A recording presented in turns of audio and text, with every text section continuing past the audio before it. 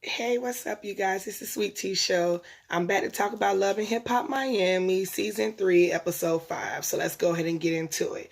So we start the show off where we left off at. Prima Donna's having this launch party for all her establishments, her cookbook, waist trainers, seasoning, all that good stuff. So she sees, and a lot of people there who's at the party, they sees that this truck comes in, this this big white pickup truck backs up, and on the side of it, it has like this little screen playing of Jocelyn. Jocelyn is sitting up here talking about how she's the queen of Miami. She runs the city, and she got a little gift for what she call Prima Piglet. And when they open up the trunk, you got Miami Tip telling her not to open up the trunk, but Prima Donna opens up the trunk, and it's a deflated pig with an apple in his mouth. This is what you came back on my TV for, Jocelyn. Girl. So Prima Donna laughs at it, but Prima Donna said this bitch got her all the way messed up. She says this girl talks so much mess about love and hip hop, and yet you back on here for a damn check. I was so here for it. I'm like, yes. Somebody finally called out Jocelyn. Yes. And she was just saying how Jocelyn's on here for her. She says she's the reason why Jocelyn's back on here. She ain't got no storyline. And I mean, I'm going to be honest. I honestly don't know why Jocelyn is back on my TV screen. Y'all might like her. Y'all might love her. But I cannot stand Jocelyn. I don't see why she's back on my TV screen. And as far as I'm concerned, all I heard out her mouth is piglet attitude. So it really does like you just on this show to torment this girl. You can't torment the other girls in Atlanta. So now you down here in Miami trying to fuck with Prima Donna. So that's how I feel about that.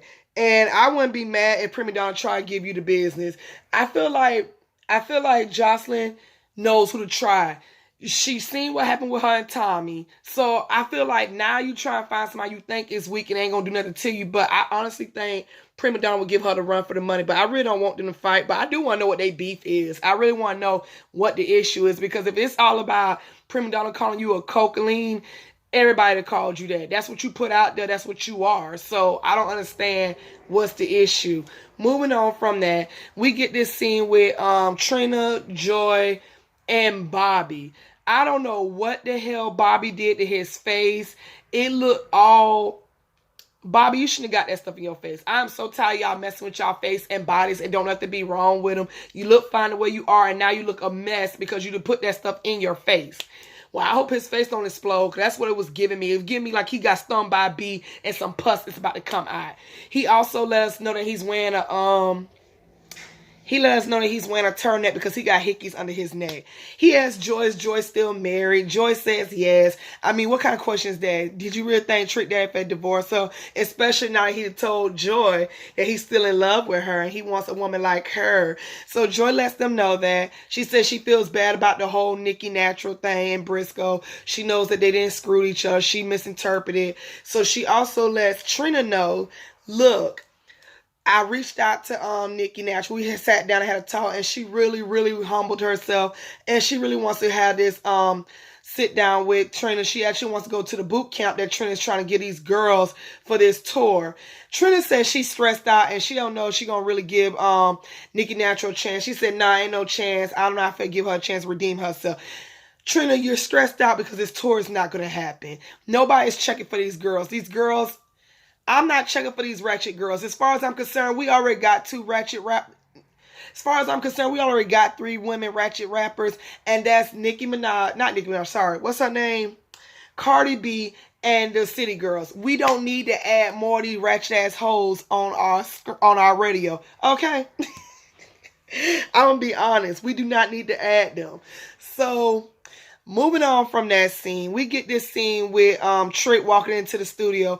I swear to God, I thought this was Akbar from Atlanta rapping, but it's Prima Donna, and I don't know what she's talking about. I don't know what she was rhyming about. I didn't even pay attention. I know it was something ratchet, and they come out the booth, they talk, and just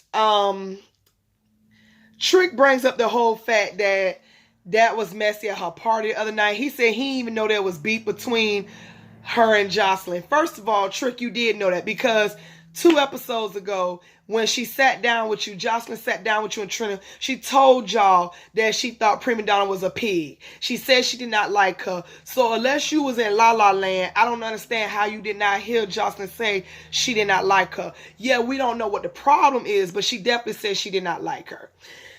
Prima Donna says this girl is jealous of me. This girl is mad that I got a real life. I got a real husband. I got real businesses. I'm sorry you can't hustle like me. You need to keep your legs closed. I'm just like, ooh, child.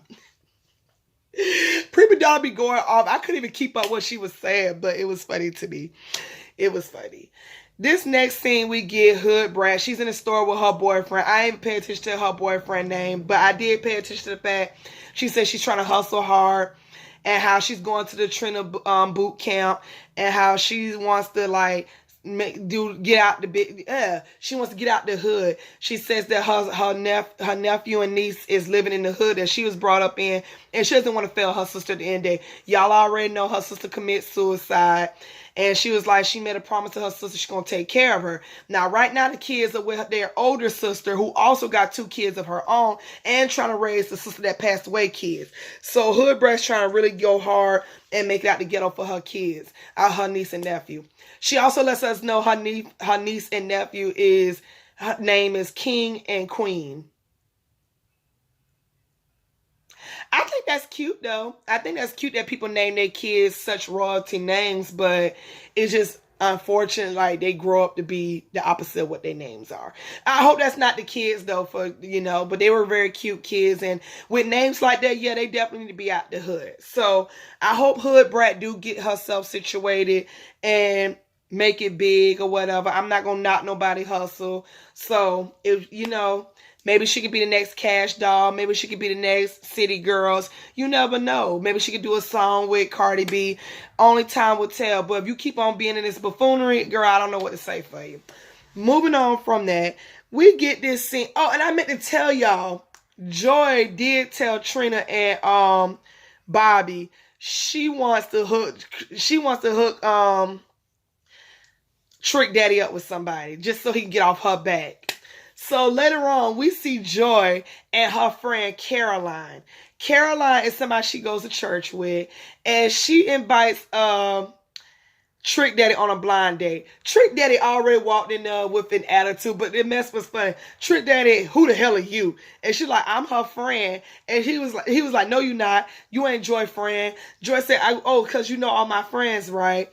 So she lets Trick knows, look, I wanted my friend to meet you. This is like a sit down, so I really do feel bad about the Nikki thing. So he was like, so you trying to hook me up? You trying to play matchmaker? It ain't gonna happen. You not my type. So Caroline said, how you know I'm not your type? He says, because you're not slutty. I like slutty girls. And I thought to myself, that's probably your problem. That's your problem. That's why the Nikki situation happened. Joy gets her to go get them some food, but never came back with no food.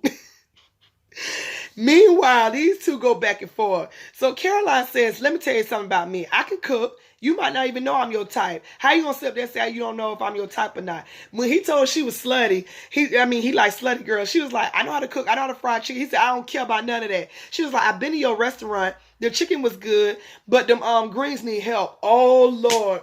When she said that, Trick Dad was like, how you gonna talk about my greens? How you gonna go in about my greens? That was so funny. She said, so what do you put in it? Don't ask me what I put in it. You gonna go in about my greens? So then Joy walks back. So how's everything going? I ain't feeling her. I don't like her, man. Get her away from me. This ain't cool. She gonna talk about my greens. Caroline says, I don't even know how you deal with it. I'm done. I hollered the whole time these two went back and forth. And then when they walked off, Trick Daddy yelled at Joy, so where's the food? And that's what I was wondering too. Where's the food? Did you even go get some food? Girl. We get this scene with Prima Donna and Miami Tip. They meet up with Dawn. Yes, Dawn is back. Dawn flew from Atlanta to come to Miami for a couple of days on a trip. And they all sit down and talk about cocaine. Pretty much. Dawn lets us know that Jocelyn and her are no longer cool, even though Jocelyn let her be the godmother of her daughter, Bonnie Bella. She says she been knowing Jocelyn for the longest without the wig and everything. She says Jocelyn's just a dysfunctional soul, which we already know. She said that she had a gig for Jocelyn. She let Jocelyn stay in her condo. And she said next thing you know, the police was called. Her phone was missing. Computer was missing. And some other stuff out of her house was missing. So basically, Dawn is trying to say Jocelyn stole from her. I don't know if that's true or not, because Dawn and Jocelyn friendship is just wishy-washy to me. Y'all see throughout Atlanta, they was cool, they was not cool. They was cool, they was not cool.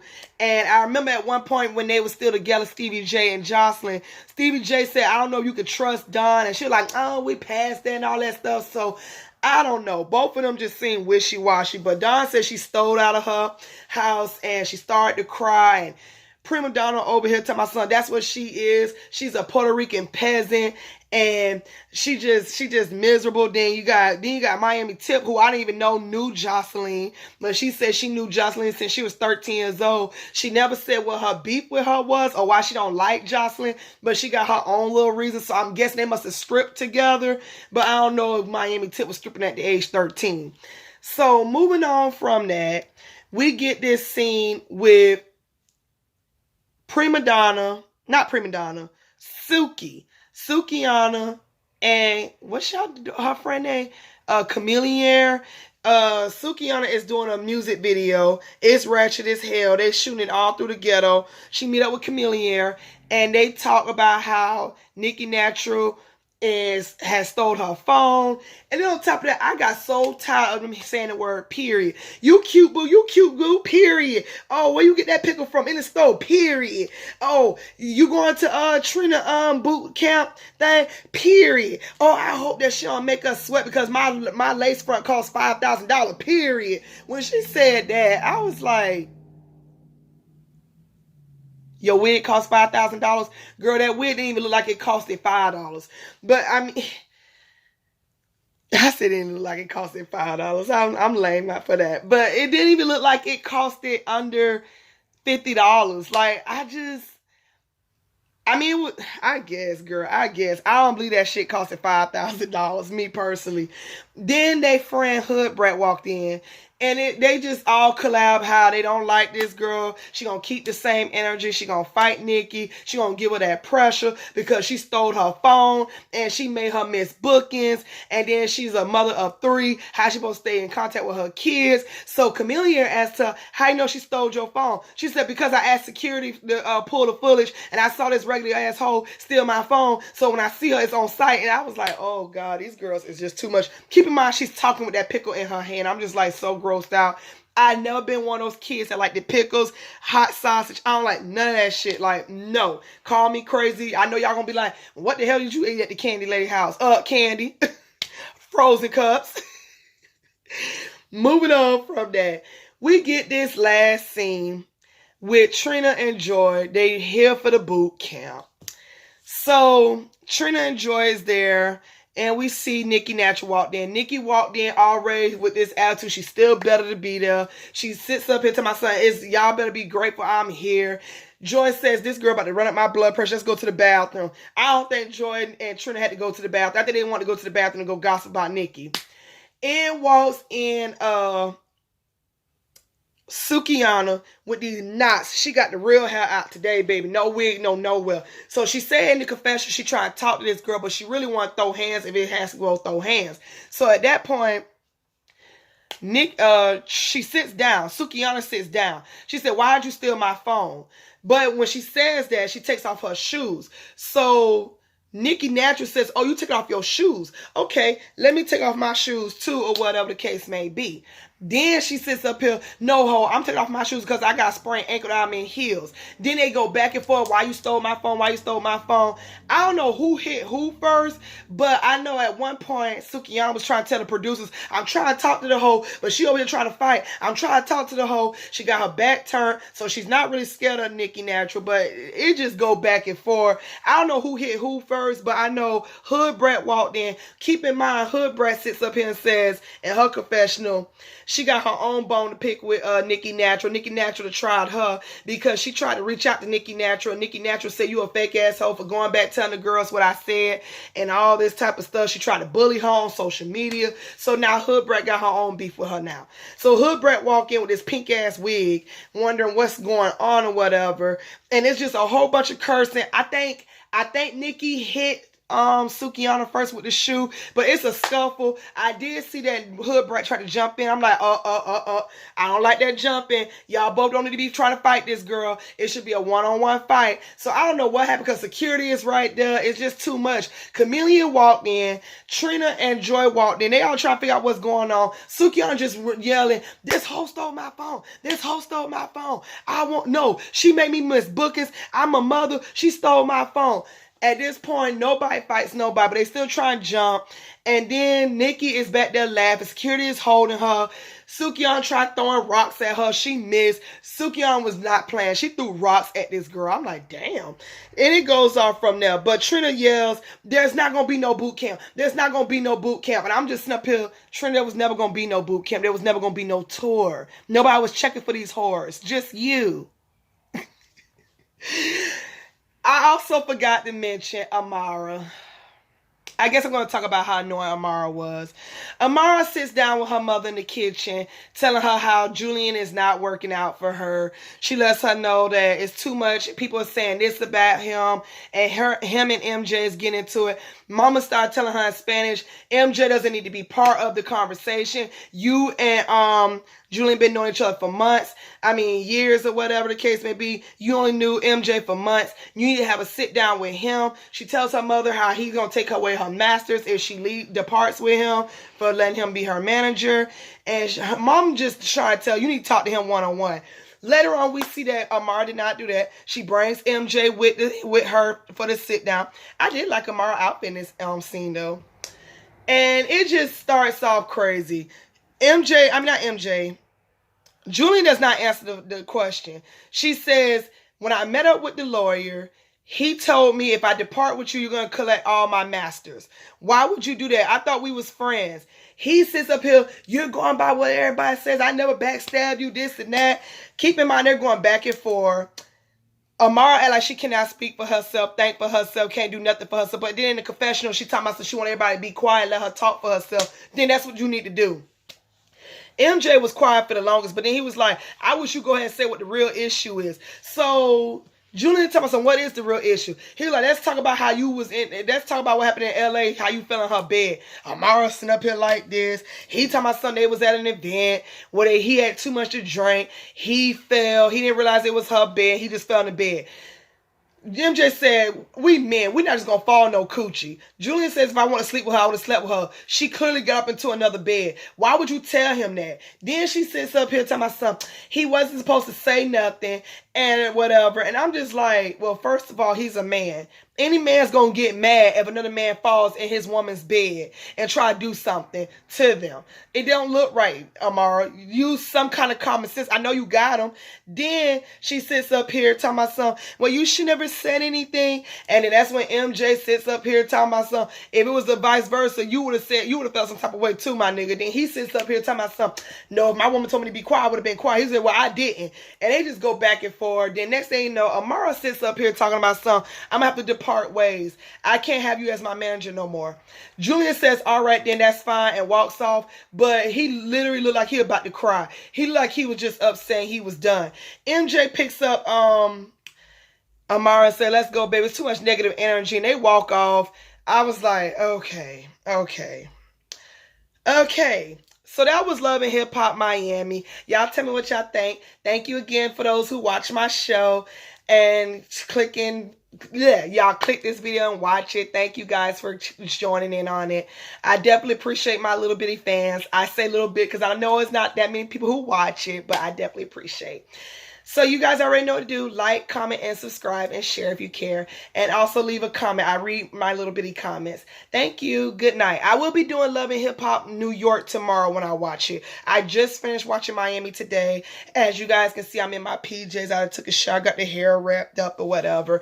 I'm about to get ready to go to bed. I did my workout. I had my dinner. So, yeah. But thank you guys. I'll catch you guys tomorrow for New York. Bye.